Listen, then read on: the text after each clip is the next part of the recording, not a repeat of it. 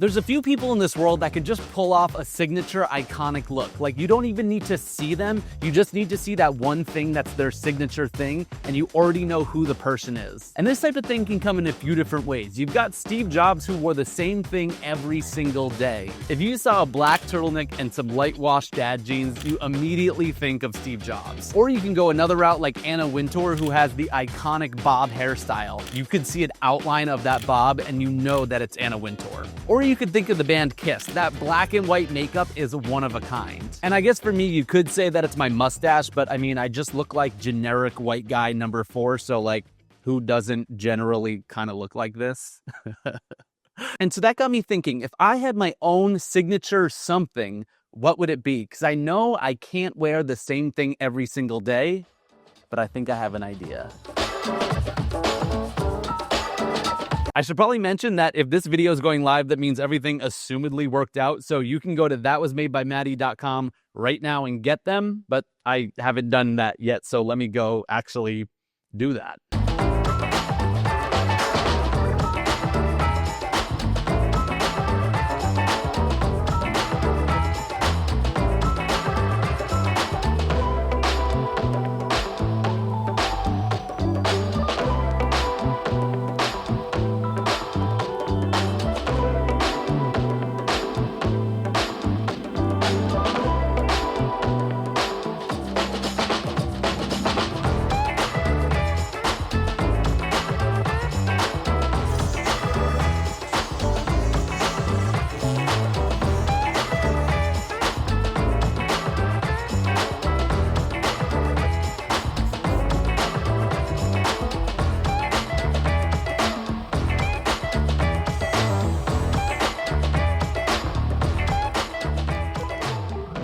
Sunglasses. Sunglasses are that one thing that you can add to any look, and as long as you have your signature sunglasses, that's all you need. Because picture it, there's people in this world that all they need is their sunglasses and you immediately know who they are. And especially here on YouTube, nothing screams iconic sunglasses more than Casey Neistat. Like, if you walked into a room, saw those glasses sitting on a table, you'd be like, he's got to be here in the room somewhere. And that's kind of what I want to do with these, but a little different. Because the design of these sunglasses are supposed to be 4 different pairs of sunglasses mashed together to sort of represent my inability to be one thing at any given time. And the one thing that I want to do differently is actually produce these and let you guys get your hands on them. So they're sort of an iconic look, but a collective iconic look for everyone that follows the channel. So after I grabbed some reference photos, I hopped on over to Alibaba.com to try and find a supplier that would actually be able to bring these to life. And sometimes it can kind of feel like throwing a dart at a dartboard and hoping you get a bullseye, because I'm just sort of throwing this idea out there, trying to explain it the best way that I can to try and find that one manufacturer that actually gets it. And this is where having a quick and dirty prototype really comes into hand, being able to send those reference images to help bring the idea all together. And then I just start throwing my darts to a whole bunch of different manufacturers until we finally get an update from at least one of them. Okay, so we've got some updates. Typically when I'm trying to find a manufacturer for something,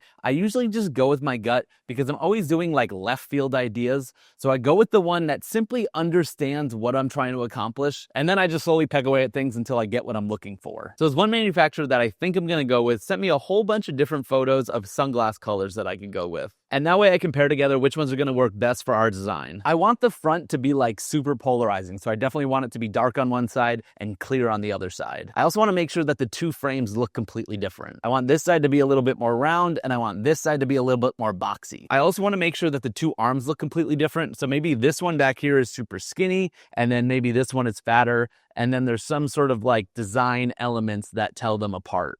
And I definitely think my gut instinct was sending me in the right direction, because the one manufacturer that I was chatting with came up with a full design file of the sunglasses and how we might actually be able to bring them to life. First, we figured out how it was going to work having 2 different shapes on the front of the frames while making it also look like 2 different sunglasses mashed together. I decided that I wanted one of the temples to get progressively skinnier as he went on, while the other one stayed a nice fat chunky size. And over the next few days, it was just a little bit of back and forth with the manufacturer, just trying to nail down those final little details to make these sunglasses really pop, until we ended up with the final version that I'm gonna go with. And I made a few changes to the original design that they sent over to add a little bit extra flair. On the nose bridge here, I added a little notch so that there's a little bit more difference between the two styles. On the skinnier temple, I added this little whoop-de-doo on the end to give it a little bit extra style. I also made it a little bit skinnier throughout so that it looks different than the other one. And this is where things start to get real. And that's because there's pretty much no turning back from this point moving forwards. Because I'm fully designing custom sunglasses from scratch, that means I have to make molds of this design so that I get all of the little details that I want to have in the final product. So even to get a sample of this design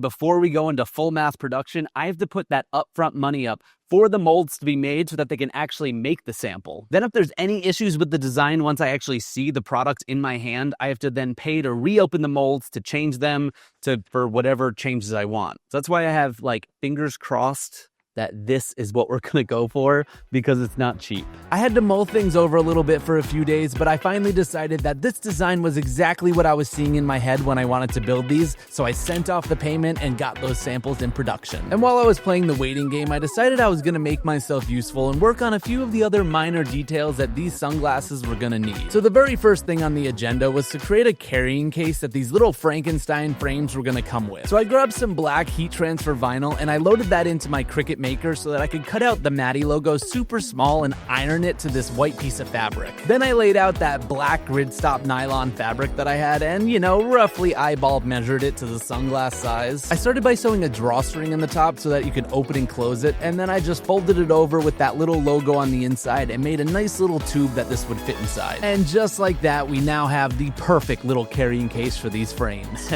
Okay, I'll admit, it's good enough. It's not great, it's good enough. Just like the prototype of the glasses that I made, it gives me the general idea of what I'm going for. Like I know the glasses fit inside of here now, and I know that I really enjoy this grid stop fabric and the black on white design. And yes, I am gonna have another manufacturer make all of these. I'm not sewing each individual one, although that could be a good idea. Like you can find what defects each individual bag has. But I like that it's nice and simple and keeps all the attention on the design of the glasses. So now that we had that part of the equation in the bag, get it? In the bag. It was time to move on to the packaging that sunglass bag was gonna go in. I wanted the packaging to mimic the bag where it was super minimal and kept all of the attention on the glasses, so I took a few measurements so that way I could hop into this program that lets you create die lines super easily. You just gotta throw in all the different dimensions that you want for the box and it automatically builds in the bleed, trim, and crease line into that die line file for you. It also creates a 3D model of your box so you can look at it fully opened up flat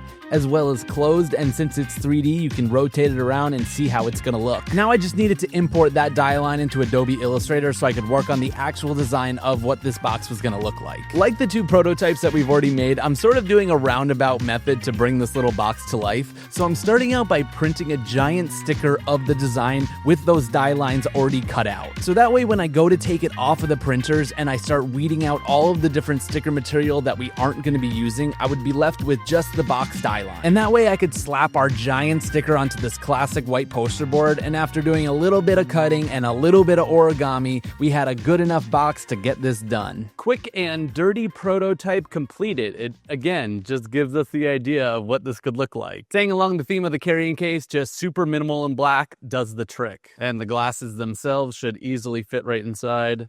We're golden. We've got the box prototype. We've got the bag prototype. We've got the sunglasses prototype. Now the only thing left to do is get the actual samples of everything. Okay, well, I kind of lied. We're only getting samples of the glasses.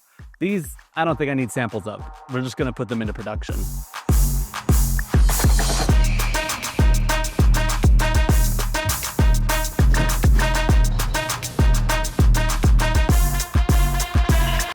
It is sample day, and this is the only one that I care about for right now. This is definitely one thing I don't love about actually putting out products. It just takes so much longer. Yo, bubble wrap within a bubble wrap. Let us see. Oh my God, how they came out. I want to make it real dramatic. I made the skinnier temple this frosted blue that matches the unnecessary blue a little better. And we got that little whoop-de-doo at the end. And the other side I made sort of like a dark smoke. It's actually darker in real life than it looks here. And the design stays consistent throughout the whole thing. I feel like the front is where it all comes into play. Oh, that came out so Good. I love how different the two sides look. Nice and round, nice and boxy. And that blue against the clear looks really good. And it really does look like two pairs of sunglasses have been mashed together here in the nose bridge. I don't think I've ever seen a pair of sunglasses like that. And that is what you call a signature piece. And lastly, I really love the hinges. They kind of have a little bit of resistance to them. Like, they don't move easily on their own. You really got to put a little force into it. It definitely helps give them just a little bit more of a premium feel to them. God, I love these. I was thinking that if you guys end up really liking these, sell them out, and I do other colorways in the future, the signature look to them is that this one's always going to be clear with this mirror, and then I do different colors on the temples and the front. Because now that I have them, I already have a million other colorways that I think would work super well. And one thing about the design that I was a little bit curious about, but a little bit worried about, is how your eyes would adjust to having two different lenses on each eye. You do notice it at first, but your eyes quickly adjust, and mine definitely did because I wore these things everywhere. And if you were paying attention, you might have even seen them in a past video. And while I do dislike how long it actually takes to bring a product to life, I do love the fact that I can work on other things while those are in production and I don't even have to think about it. And then the day just comes where everything is inside the studio and I can start putting everything together. It's safe to say that the production units of everything came out a little bit better than all those janky prototypes I put together, but those got me to the point where I had the finished product.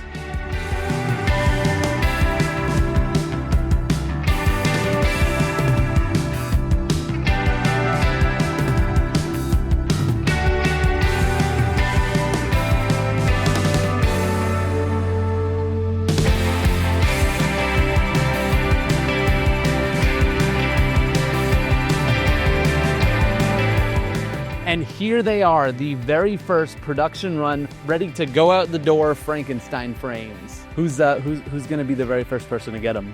After 400 inventions, this one just really feels like it's for me. I know it's also for you guys, and maybe it's because I've been wearing them for a month or two, so they kind of feel like my identity. It just feels more rewarding. But as I mentioned, you can go to thatwasmadebymaddie.com right now and someone can get this very first pair. But with that, I got a couple hundred more to package up. So with that, I'll see you at the next unnecessary invention. See ya!